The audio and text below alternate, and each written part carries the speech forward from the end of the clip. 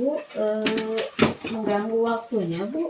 Enggak apa-apa, enggak apa Bu. Jadi ada sedikit pengen ngobrol sama Ibu tentang pengalaman Ibu dalam memimpin di sekolah, bagaimana dalam pengambilan keputusan selama ini, terutama kan ada kasus-kasus mungkin ya Bu ya Iya, di pasti sekolah, ada. kasus tentang dilema etika yang memiliki nilai-nilai yang sama-sama benar, misalnya seperti itu. Boleh Bu?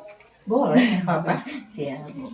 Ini Bu, ada beberapa hal yang saya ingin tanyakan ke Ibu tentang penyelesaian kasus dilema etika di sekolah Ibu.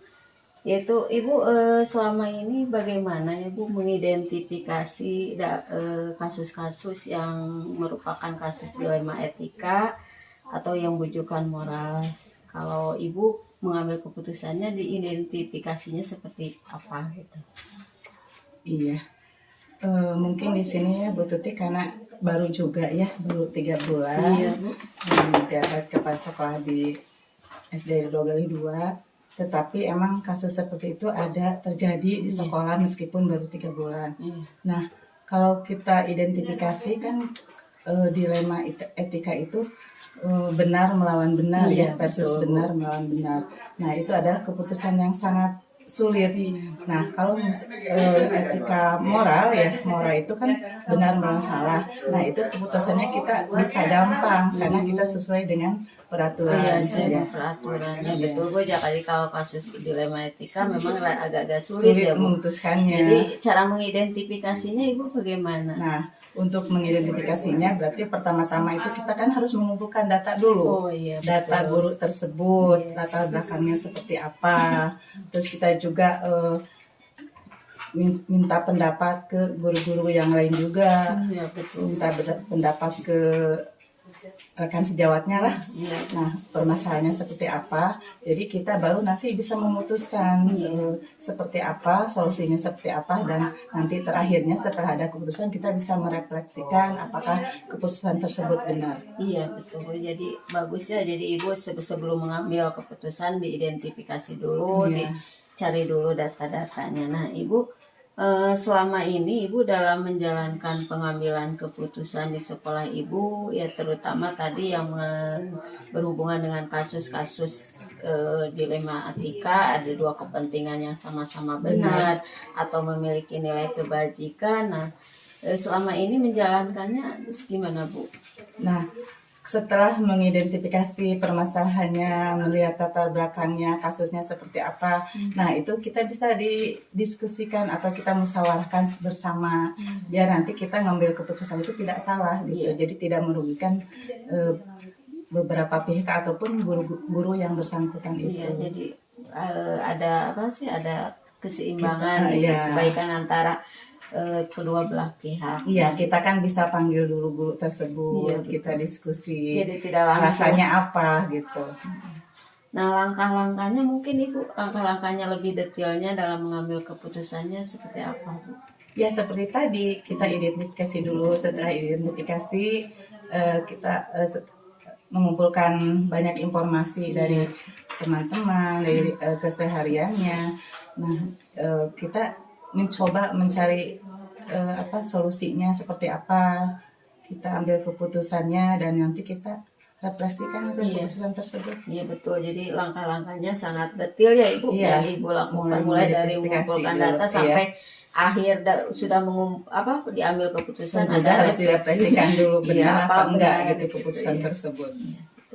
Nah Ibu, hal apa saja yang selama ini Ibu anggap efektif dalam pengambilan keputusan, terutama kasus tadi ya Bu ya, kasus dilema etika, mungkin ada hal-hal yang paling efektif mungkin. Nah itu Ibu, salah satu caranya, hal yang paling efektif itu justru dengan berdiskusi atau bermusyawarah tersebut. Karena kita juga kan tidak bisa mengambil keputusan sendiri. Iya betul. Kita ada beberapa pertimbangan yang harus kita putuskan.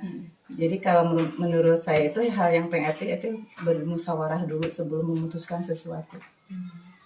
Nah, selain hal yang efektif, ada nggak Bu hal yang menjadi tantangan Nah, menurut Ibu dalam mengambil keputusan kasus yang memiliki nilai yang sama-sama benar itu tantangannya seperti apa Bu? tantangannya emang berat ya, karena kalau kita memutuskan sesuatu belum tentu orang tersebut menerima keputusan kita, meskipun kalau menurut kita itu benar, karena kita itu akan pastilah harus memutuskan meskipun itu sulit. Tidak semua orang bisa menghargai keputusan kita, tapi itu adalah tantangan, nggak apa-apa, jadi dijalankan saja. Ya tantangannya lebih besar Iya. mungkin ya Bu, karena ada di sisi lain itu benar, di sisi lain Juga benar. Jadi belum tentu orang tersebut menerima, tapi kita sebagai pimpinan harus bisa memutuskan. Iya betul Bu, sekali.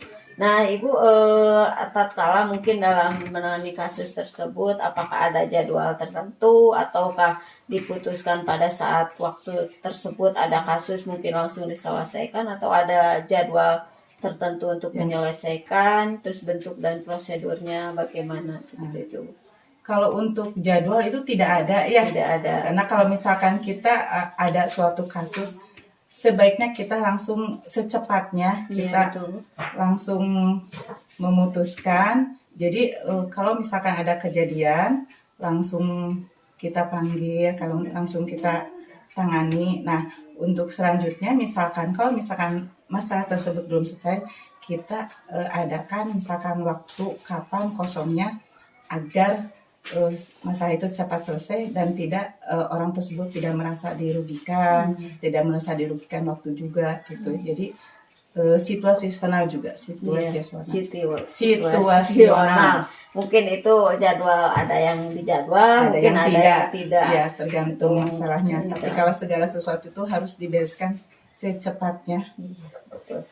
Nah Ibu selama ini mungkin Ibu meskipun baru 3 bulan nih, adakah seseorang atau faktor-faktor yang mendukung Ibu untuk mempermudah dalam pengambilan keputusan menghadapi kasus dilema etika itu? Ada gak Bu faktor atau seseorang misalkan yang mempermudah untuk menyelesaikannya? Ya. Kalau di sini kan kita didukung juga ya dengan guru-guru yang hebat. Jadi kita kalau mau memutuskan sesuatu kita runding dulu sama guru-guru yang lainnya, bermusyawarah. Dan juga kita juga kan punya atasan yang lebih dari kita. Itu bisa juga kita misalkan minta pendapatnya atau minta bantuannya, dan juga ke rekan sejawat sesama kepala sekolah yang pernah mengalami misalkan ada kasus seperti itu. Jadi ada ya Bu ya, jadi mungkin ada seseorang itu rekan guru atau ke atasan dan faktor-faktor yang mempermudah. Nah dari yang tadi Ibu sampaikan dalam identifikasi, penyelesaian kasus, sampai tantangan dan hal-hal yang efektif yang Ibu sampaikan tadi, pembelajaran apa ya Bu yang Ibu petik dari pengalaman dalam mengambil keputusan itu? Ibu mungkin ada pelajaran-pelajaran yang Ibu bisa petik dari permasalahan tersebut. Jadi mungkin kesimpulan dari semua kasus yang tadi kita bicarakan itu, jadi kita kalau mau mengambil kesimpulan itu jangan terburu-buru. Kita lihat dulu permasalahannya seperti apa, latar belakangnya seperti apa. Karena kalau kita mengambil keputusan secara sepihak itu juga kan merugikan guru tersebut. Jadi tidak semua orang akan menerima keputusan kita, makanya alangkah bijaknya kalau kita mengambil keputusan itu tidak buru-buru, tapi kita harus bermusyawarah dulu. Nanti akan mencapai kemufakatan antara kita. Iya, betul sekali ya Jadi Bu. Tidak ada yang dirugikan di sini. Ya Ibu, ternyata alhamdulillah ya tadi sudah banyak bincang-bincang dengan Ibu, mulai dari identifikasi kasus dalam pengambilan keputusan. Ibu sebagai pemimpin ternyata dalam pengambilan keputusan dalam kasus dilema etika itu harus ada langkah-langkah identifikasi dulu ya Bu ya, pengambilan data dulu, pengumpulan data, terus meminta pandangan dari rekan juga itu ya Bu ya. Terus tantangannya mungkin lebih besar dibanding tantangan kasus-kasus yang lain. Ibu, mungkin dari tadi obrolan dengan Ibu banyak hal yang saya petik. Ternyata pengalaman Ibu selama ini walaupun baru 3 bulan memimpin di sekolah, tapi ternyata wawasan dan pengalaman Ibu begitu besar tentang terutama dalam pengambilan keputusan di dalam penyelesaian kasus-kasus dilema etika. Mudah-mudahan sangat bermanfaat buat saya ya Bu ya. Amin. Mudah-mudahan Ibu ke depannya mungkin dalam menghadapi persoalan-persoalan atau kasus-kasus dapat terselesaikan dengan baik dan Ibu bisa memimpin sekolah dengan baik dan sukses dan Ibu terus sehat ya Bu ya. Amin, Terima ya kasih Rabbi, Ibu amin. atas waktunya. Mudah-mudahan Ibu tetap sehat dan sukses. Assalamualaikum warahmatullahi taala wabarakatuh. Waalaikumsalam. Ibu makasih Bu. Iya, mangga-mangga sukses ya.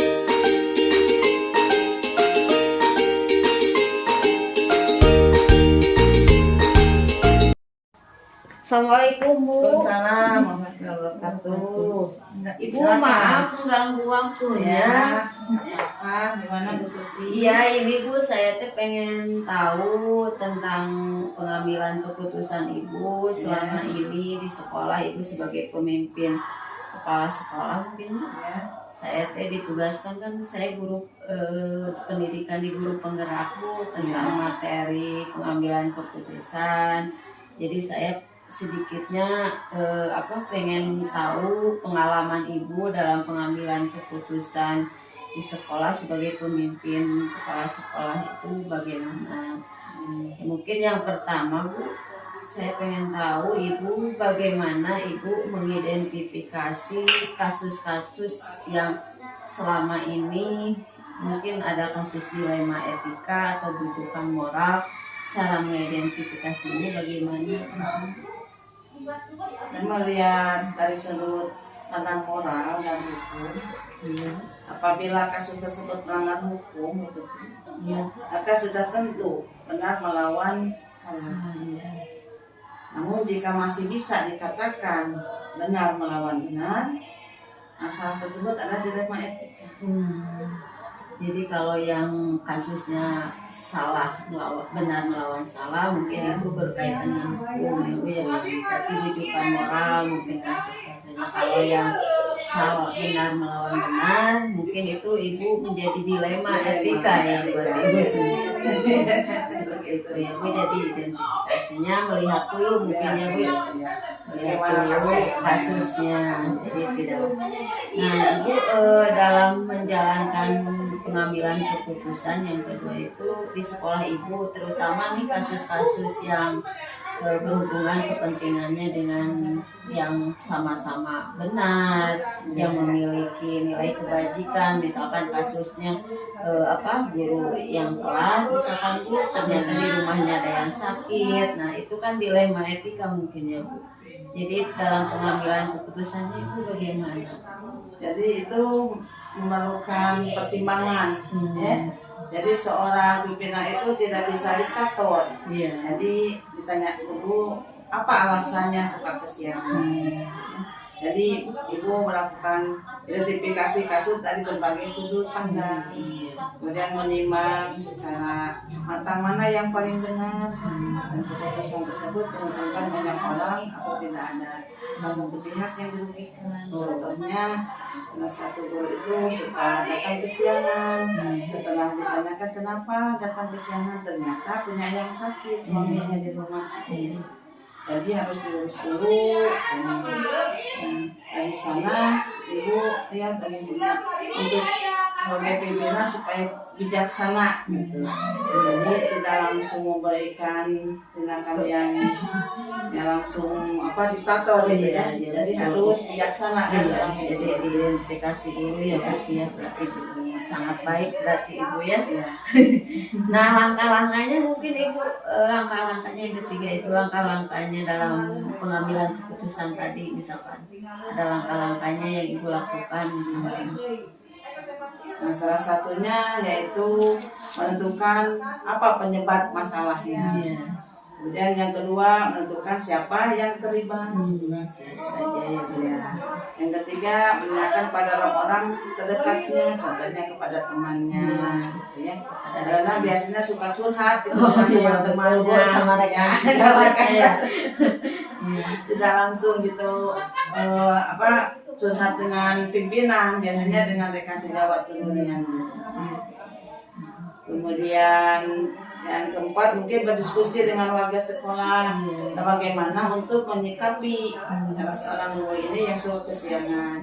Jadi ibu sebagai pimpinan minta bantuan kepada rekannya yang datang pagi, jadi supaya mengisi dulu itu kelasnya sementara sebelum guru tersebut datang. Nah, kemudian membuat beberapa solusi keputusan. Iya, jadi solusinya banyak ya Bu Iya. ya, tidak satu. Iya, solusinya jadi banyak caranya bagaimana supaya enak pada guru tersebut. Iya, betul sekali Bu. Kemudian menimbang lagi dari berbagai sudut pandang sebelum memutuskan atau mengambil solusi. Karena tidak luput kalau pimpinan itu harus bijaksana. Jadi jangan mengambil keputusan itu seenaknya, gitu ya. Jadi jangan mentang-mentang jadi pimpinan jadi seenaknya gitu. Iya, tidak mempertimbangkan ya, ya. Berarti sangat baik sekali ya Ibu. Jadi langkah-langkahnya ternyata Ibu dalam pengambilan keputusan itu ada langkah-langkah yang ditempuh dulu gitu. Iya. Jadi tidak langsung ambil keputusan. Apalagi Ya. yang menyinggung perasaan guru tersebut. Iya betul. Apalagi kasusnya yang dilema etika ya Bu ya, benar lawan benar itu kan mungkin ada hal-hal yang membuat kita sedikit harus ada pertimbangan. Nah Ibu, pertanyaan selanjutnya mungkin Ibu, hal-hal apa saja yang mungkin selama ini Ibu anggap efektif dalam pengambilan keputusan, terutama dalam kasus-kasus tadi Bu yang benar lawan benar, yaitu hal-hal apa aja yang efektif?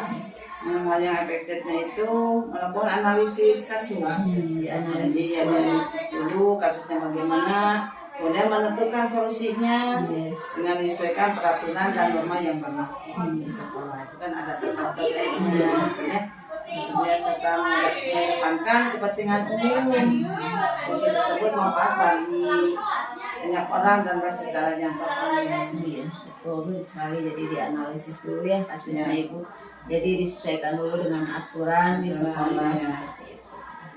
Nah Ibu, hal-hal yang menjadi tantangan nih Bu, tantangan selama ini Ibu dalam pengambilan keputusan, terutama dalam kasus tadi ya, kasus dilema etika, mungkin Ibu tantangannya kan lebih berat dibandingkan kasus dengan yang berlawan hukum kan itu mah sudah jelas aturan. Nah kalau yang dilema etika tantangannya gimana Bu? Tantangannya yaitu mengambil keputusan adalah mencari keputusan yang terbaik, karena keduanya merupakan masalah yang sama kan, ya. Jadi sama-sama benar. Iya sama-sama benar ya Bu, dari Jadi dalam mengambil keputusannya harus menguntungkan kedua belah pihak. Iya betul. Dan ada yang dirugikan. Jadi harus selalu dipertimbangkan dan mementingkan kedua belah pihak. Nah, pertanyaan selanjutnya Bu, apakah Ibu memiliki sebuah tata cara atau jadwal tertentu dalam sebuah penyelesaian masalah dilema etika, misalkan, atau menyelesaikan langsung di tempat, atau memiliki sebuah jadwal untuk menyelesaikannya? Bentuk atau prosedurnya seperti apa? Misalkan Ibu, jika ada kasus dilema etika, apakah ada jadwal tertentu dalam menyelesaikannya atau diselesaikan di tempat pada saat itu gitu? Ya, kan kalau masalah itu ada masalah yang ringan ya, ada yang masalah yang berat. Kalau masalah ringan ya biasanya langsung diputuskan.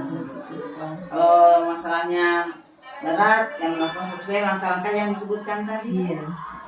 Jadi tidak merugikan kedua. Jadi tidak intinya mah tidak terfokus ada jadwal dalam menyelesaikan. Jadi kalau masalahnya memang harus diselesaikan lebih cepat yang lebih baik seperti itu. Ibu, apakah selama ini ada seseorang atau faktor-faktor yang mempermudah atau membantu Ibu dalam pengambilan keputusan kasus dilema etika? Misalkan ada seseorang atau siapa atau faktor apa yang bisa mempermudah mendorong dalam pengambilan keputusan Ibu?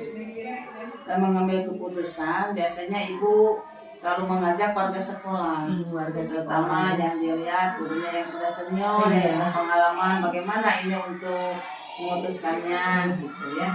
Kemudian dengan stakeholder, kemudian dengan wali murid, gitu ya. Jadi yang ada di sekitar sekolah. Jadi intinya Ibu ada ya rekan-rekan guru yang lain dulu Iya. sebagai orang-orang atau rekan-rekan yang bisa mempermudah atau Ibu dalam pengambilan keputusan. Nah, Ibu yang tadi Ibu telah sampaikan mengenai ya pengambilan keputusan dalam kasus dilema etika, pembelajaran apa yang Ibu bisa petik dari pengalaman-pengalaman Ibu dalam mengambil keputusan itu? Iya. Nah, pelajaran yang dapat diambil oleh Ibu tuh menjadi lebih bijaksana, ya. Jadi dalam menganalisis sebuah perasaan untuk dijadikan pertimbangan, itu dalam menentukan solusi yang tepat dan yang terbaik. Iya. Jadi jangan sampai tidak kesannya tidak enak gitu kepada guru tersebut. Jadi sebenarnya tepat dan terbaik. Iya. Jadi banyak pengalaman ya Bu ya, ternyata dalam pengambilan keputusan itu mengalami kita menjadi lebih bijaksana mungkin ya Bu ya, sebagai pemimpin dalam mengambil keputusan terutama kasus-kasus yang berhubungan dengan nilai-nilai yang sama-sama benar ya Bu ya. Di sisi lain mungkin sekolah memang itu tanggung jawab yang sangat penting, tapi kita dilihat dari sudut yang lain mungkin itu juga penting ya.